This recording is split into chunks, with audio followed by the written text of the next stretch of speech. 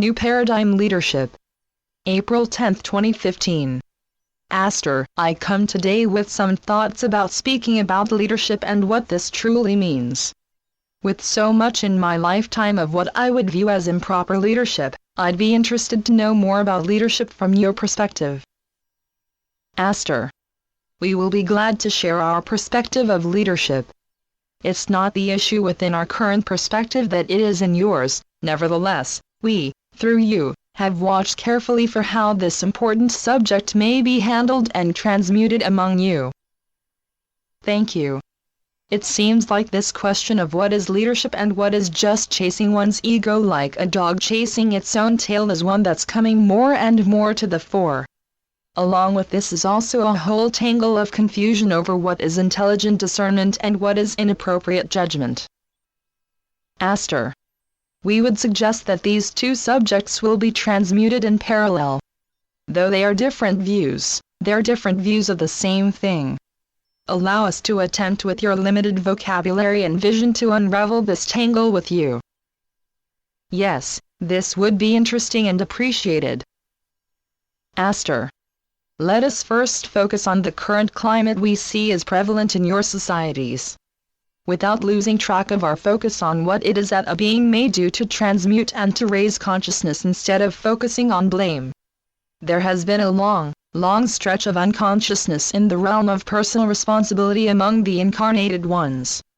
Yes, there has been those who've played the roles of the ones that encourage and force this upon others. But let us put this aside in order to focus on where the true responsibility for this lies. We would point out that, for most all of those incarnated at this time, there has been much exploration of both sides of this interplay, and so all the judging and blaming are not productive. Instead, what we suggest is that there will need to be a raising of consciousness into ownership of one's own self, one's own experience, one's own talents, one's own passion, and every other ownership that we could mention. What we speak of here is the reason there is a confusion of what leadership entails and why there is a need for a leadership of a completely different quality than is currently being modeled, and may we add, that is currently being pulled into being by those who would wish to deny their own ownership in all things. There's a form of leadership that will arise among you that is much more inclusive and much more a form of skillful and intelligent interaction and integration. This is not only a modeling of divine principles, but a specialty that certain beings are incarnated to integrate into your midst. In order for humankind to begin to move as an integrated whole, and this is where you will all be moving in the new paradigm, there will need to be among you those who are skillful and compassionately devoted to encouraging people to integrate and agree to move together in purpose.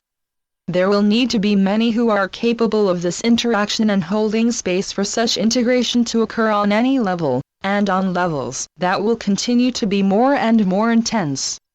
The true magic of the human unit, as we think of you in terms of being a whole and holistic unit of individuated beings, will be fulfilled totally, only when the whole unit, one by one, is healed of the denial of personal ownership in all things, and also when there is a willingness to honor all beings as being worthy of sacred partnership. This must start with self, as all judgments and improper ways of interacting start with the deeply lodged judgments and dishonoring of the self. So, let us talk more about these specialized beings that may take up leadership roles and how they may eventually find ways to integrate the seeds of unity into your collective midst. Thank you, that would be wonderful. Aster. Indeed, we would say that without the honoring of one another and without the sacred nature of each relation being honored, from our perspective, there's no way to be truly integrated. This integration begins within each being, and without this, there will be no opportunity to share this with others, or to model it either. So, we would also speak to what may be at the roots of a being's desire to step into leadership, as this is the vantage point where there is most likely to be the most judgment and the most opportunity for beings to project their own mistrust onto another. We would say that when the trust is healed within each being by ownership of all experience, that this alone will remove all the illusion that there is someone else that will be needed to make decisions or to tell another what to do, think, or say.